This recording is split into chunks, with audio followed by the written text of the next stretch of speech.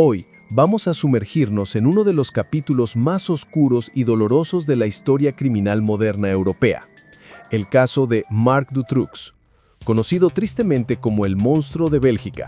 Este no es solo un caso de secuestro o asesinato, es una historia que expuso profundas fallas en el sistema judicial y policial de una nación y que traumatizó a toda una sociedad.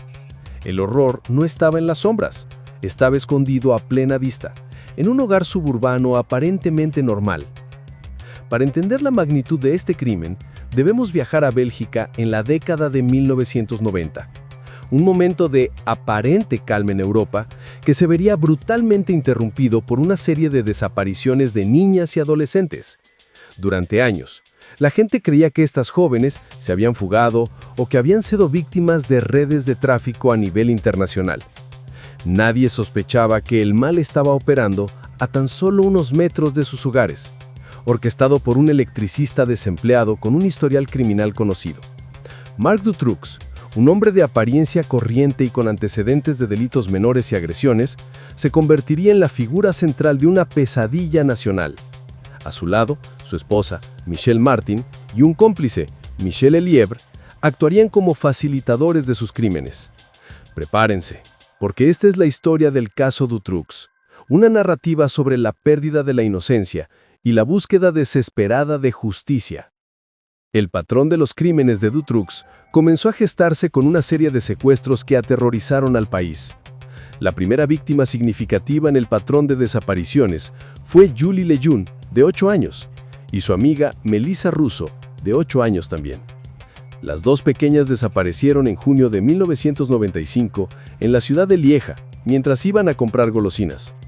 A pesar de los carteles de búsqueda que inundaron el país y la intensa cobertura mediática, no había rastro.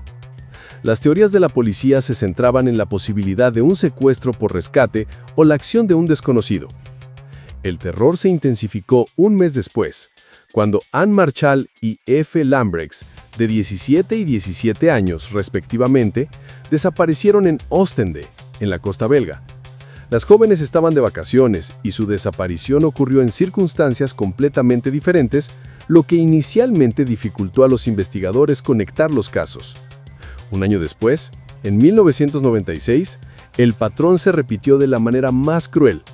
Sabine Dardenne, de 12 años, fue secuestrada mientras se dirigía a la escuela, y apenas unos días después, la Laetitia Delhaize, de 14 años, fue raptada de manera similar. La presión sobre la policía belga era inmensa. 5 niñas y adolescentes habían desaparecido en un lapso de poco más de un año. Los padres se organizaron, buscando sin descanso a sus hijas. La nación entera se preguntaba, ¿quién estaba detrás de esta ola de secuestros y por qué el sistema no podía detenerlo? El factor crucial que retrasó la resolución fue la falta de comunicación y la ineficiencia entre las diferentes fuerzas policiales. Las pistas que podrían haber llevado a Dutroux antes fueron ignoradas o malinterpretadas, un error que costaría vidas. El 13 de agosto de 1996, el curso de la investigación dio un giro dramático y definitivo. La policía, siguiendo la pista de un vehículo robado y un testigo que reportó un secuestro de menor importancia, finalmente llegó a Marc Dutroux en su casa en Marcinelle, cerca de Charleroi.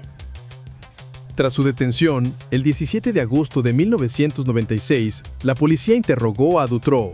Las primeras búsquedas en la casa no revelaron nada inmediatamente obvio. Sin embargo, gracias a las declaraciones de un testigo y la insistencia de los investigadores, se enfocaron en una casa que Dutroux poseía.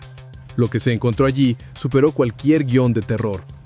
En el sótano de la casa, escondido tras un armario y una puerta de acero reforzada, había un zulo, una celda improvisada, pequeña y secreta. Allí, la policía encontró a Sabine Dardenne y Laetitia Delhaize, con vida, pero en un estado de desnutrición y trauma profundo. Habían sido confinadas allí durante semanas, sin contacto con el mundo exterior.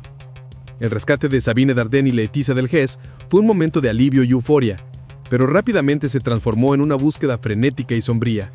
Dutroux confesó tener más víctimas. La confesión llevó a la policía a excavar en los terrenos de la propiedad.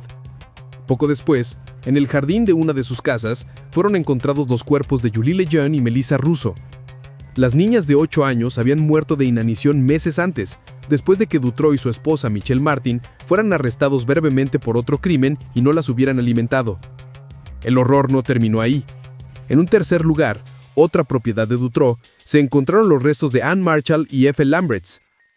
Las autopsias revelaron que habían sido víctimas de la misma terrible cadena de eventos. La indignación pública explotó. La nación se preguntó cómo fue posible que un hombre con el historial criminal de Dutroux, que había cumplido condena por delitos similares en el pasado, hubiera podido continuar con sus crímenes sin ser detectado. ¿Por qué el sistema no lo había vigilado de manera más estricta? El descubrimiento y la escala de los crímenes de Dutroux desencadenaron una crisis política y social sin precedentes en Bélgica. La gente no solo estaba de luto, sino que estaba furiosa por lo que consideraban una incompetencia total de las autoridades. La desconfianza en la policía, el poder judicial y la clase política alcanzó un punto de ebullición. Esta rabia se materializó en la Marcha Blanca de octubre de 1996. Cerca de 300.000 personas, vestidas de blanco y llevando flores blancas, marcharon en Bruselas para protestar contra la presunta negligencia de las autoridades en la investigación.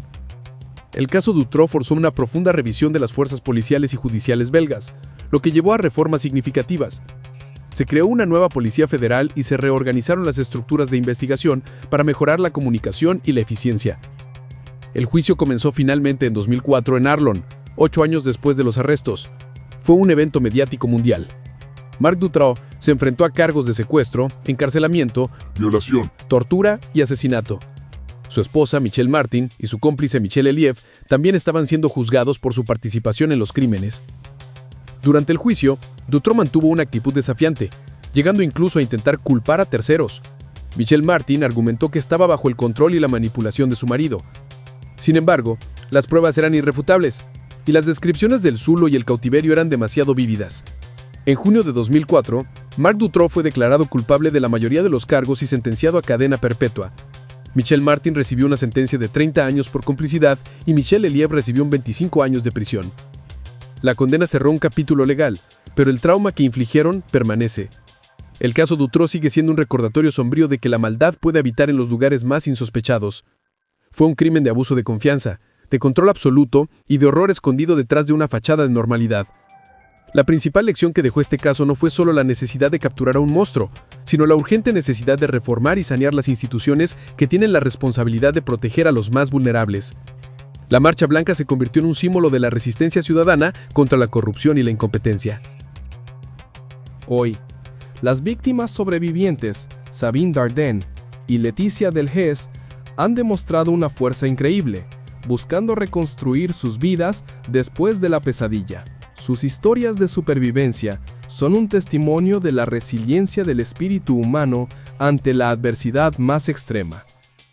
Mientras el monstruo de Bélgica permanece tras las rejas, su caso se estudia como un ejemplo de cómo los errores sistémicos pueden permitir que los depredadores operen.